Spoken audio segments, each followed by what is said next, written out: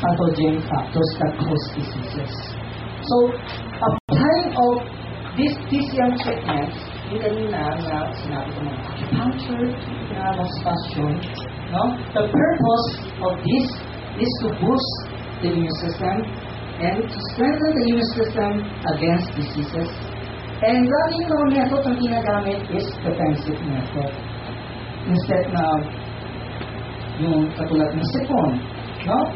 Because of virus infection, then bacterial infection. So, ginagamit natin, we take what? Antibiotic pain reliever. But this medicine, no, will cause what? Side effects. Diba? So, ang Chinese medicine, instead of doing this, instead of doing invasive, defensive, palakasin ang immune system niya to fight against disease. Yun ang kaibahan ng Chinese and Western. Now, okay, ano mga methods? The first one is obstruction clearing method. Alam natin ang obstruction, ibig sabihin may mga barado. No? Especially, pag may masakit, most likely may barado. So, believes cause of many sickness is due to obstruction of what? Meridians. When obstruction is cleared, pag inalis mo na yung obstruction through these applications, especially tuina, mabilis ang effects, no?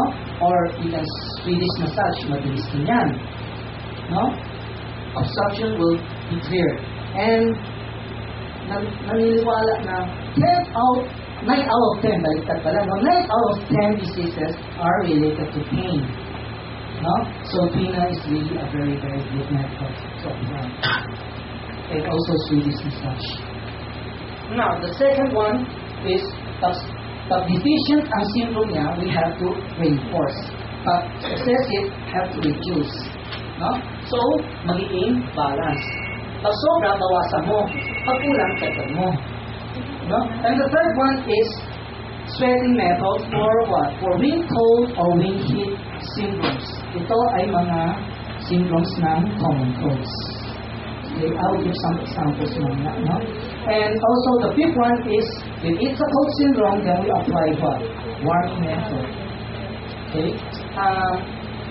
Well, first, no, this method, okay, in mga techniques naman tayo ngayon.